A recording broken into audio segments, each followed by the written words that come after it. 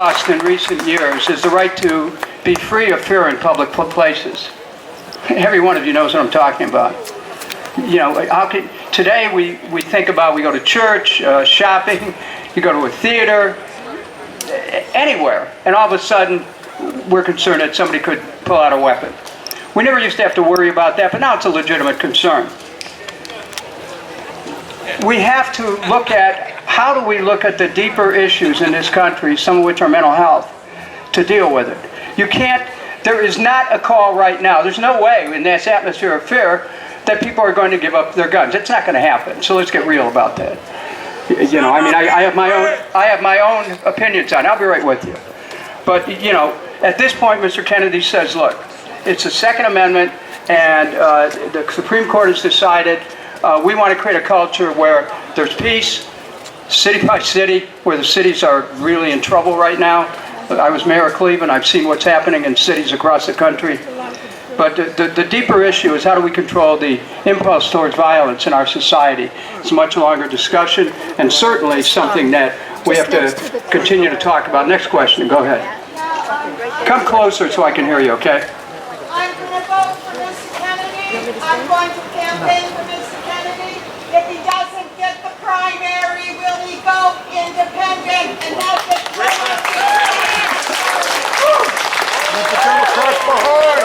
Well, the question is, if you hadn't heard it, would Mr. Kennedy run as an independent if he doesn't get the nomination? Our focus right now is on the nomination, and let me tell you why. You know, a number of national polls, the campaign's a month old, and in less than a month, national polls have had him at 20%, which is almost unprecedented for a Democratic candidate coming to challenge a Republican incumbent, or a Democrat incumbent. So, you know, we're focused on the primary. And what we're finding in this primary is that Republicans, Libertarians, people from different parties are ready to support him in the primary. Wherever in the states they're permitted to do that. Independents are ready to do that. But we're going to take one thing at a time. And my feeling is we're developing the campaign so people will have a reason to vote in the primary. And when that happens, I think that we'll have an excellent chance to win. The campaign is now. We need your help now to build out an organization in the Hudson Valley now. And thank you to the lady, 202-664-3406. Next question, come on forward. Come on forward. You had a question, please? If somebody had a question, come forward. I got one. I'll talk loud enough. First off, you should have won when you ran. Yes. You were the best guy.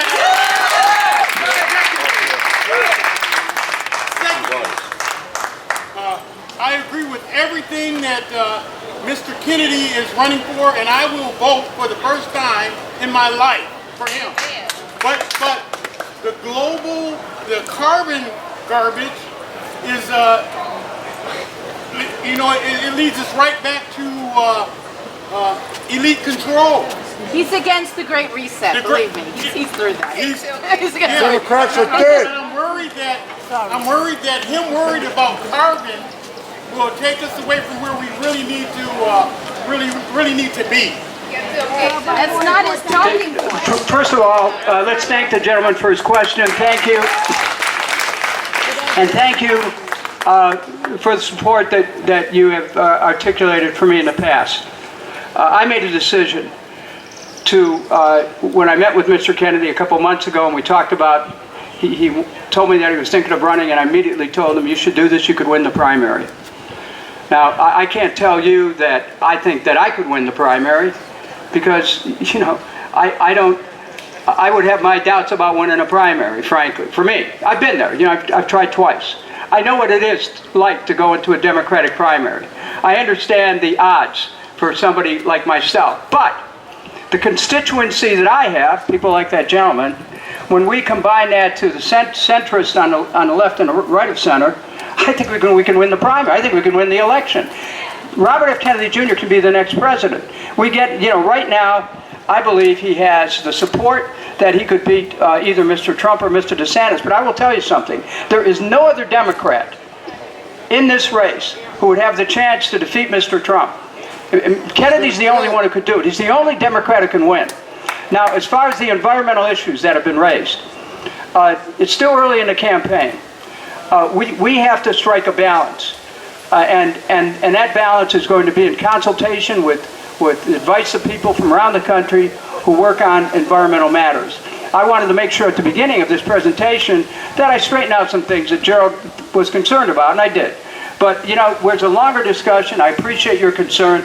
This is about changing the direction of America and protecting our way of life, protecting our environment, and making sure that the preconditions of life, which involve, you know, our own existence, that they aren't overwhelmed by international politics, which put us into a third world war. Thank you. I had a question over here somewhere. Go ahead. Yeah.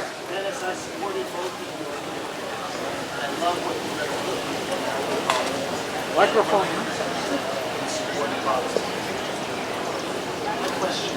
Why do you lie about how anyone who studies this he had nothing to do with it, that it was an inside job by members of the Bush administration and Israeli. Look, I don't, you know, the gentleman's question is about, thank you for your support. The gentleman's question is about 9/11.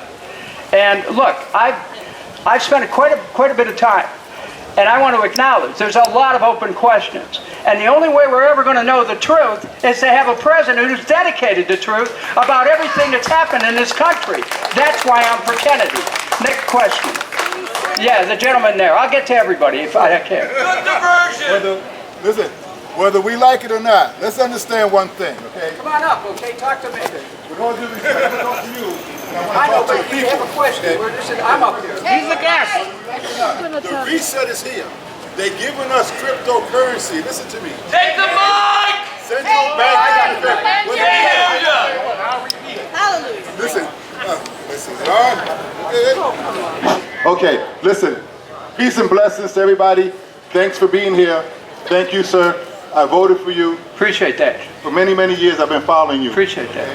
So, but the thing is, look, whether we like it or not, okay, cryptocurrency is here. The scheme, and we're not even talking about America, right, is to get rid of the middle class, okay? They're planning, okay, when I say they, right now, what we're going to think about, right, is having, with all due respect, right, is having at least a couple of weeks worth of water, food, whether you believe in the Second Amendment or not. Think about it. We go home tonight and the lights go out. After 2 days in the store, there's no more food and water. Your neighbor that has babies that haven't been prepared, right? After 3 days, if they know you have food, guess what? They will kill you. You know why? Because no one wants to see their baby die. So right now it's real simple. Okay, the question is this, okay? The question is this, right? The cryptocurrency is here, right? The banks all over the world are using a cryptocurrency called XRP, XLM, right? I'm giving you information, right? The information is this, right? The question is this. What are we going to do, right? When they're already committed, right, to use cryptocurrency, okay? What can we do to protect ourselves? And I'm just telling you, XRP, 47 cents, XLM, 8 cents. Thank you. Let's thank the gentleman for his question. Okay, now I'm going to take one more question and I'm going into the audience, but I'm going to answer his question. Mr. Kennedy recently appeared, some of you are aware, that he appeared at a Bitcoin conference. And let me tell you what he said. You have to be aware that right now there are people in Washington who want to create a central bank digital currency, which would be able to track every purchase you make, where you're at. Once we get to that, government doesn't like what you're saying, they could cut it like the Chinese do, they cut off social credit, they can cut you off economically. Robert F. Kennedy's election means the end of that kind of approach for economic tyranny. No central bank digital currency. Done. Thanks for the question. One more question, and then I'm going out to meet you. A lady, go ahead.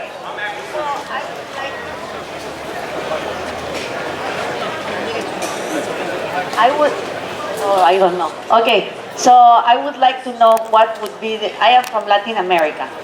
And so I would like to know what's the position of Mr. Kennedy and you about intervening in Latin America continually? Okay, that's a great. Democrats are warmongers! What I want to say to my friends of Latin American background, voy a votar por señor Kennedy, él no se olvidar de ustedes. Gracias.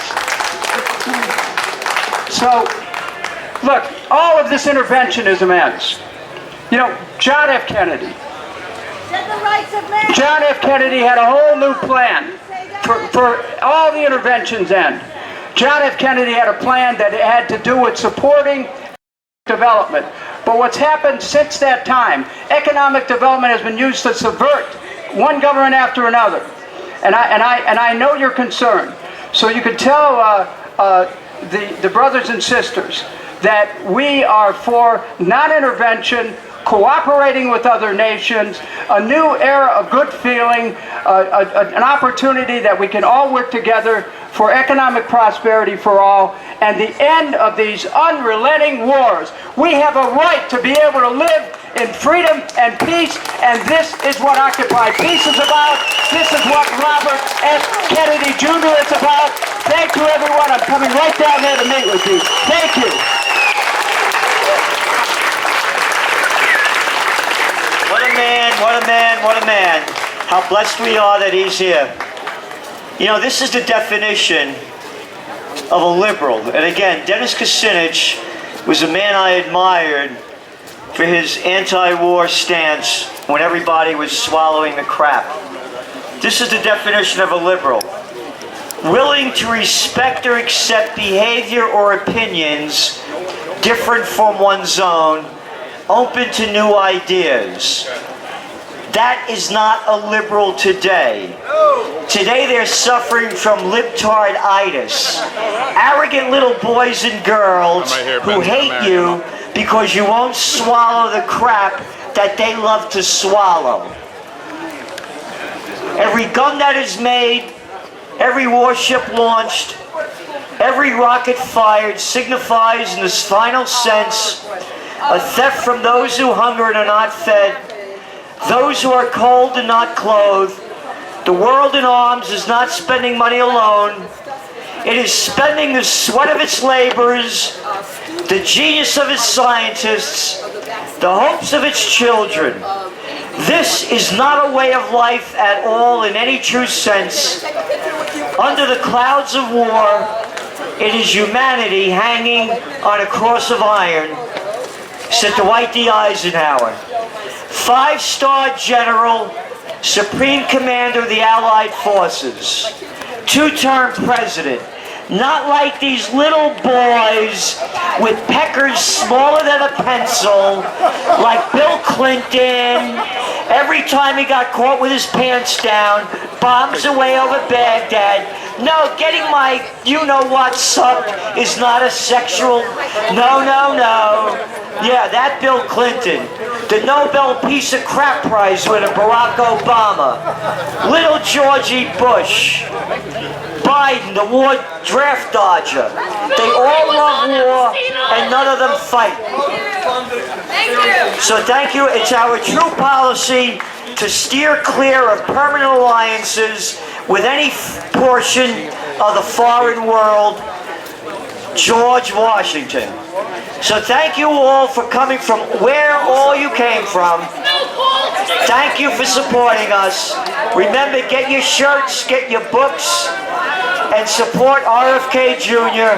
And thank you all. Remember, 6 o'clock up in Woodstock at the Tinker Street Theater with Gary Null and a great movie. Thank you all for coming here. And thank you for fighting for freedom, peace, and justice. And we have someone outside that's fighting for our constitutional rights, of our voting rights. And she's here to say a couple of words. Where is she? Oh, okay, she's out front. So thank you all for being here. Thanks so much. Thank you, Joe.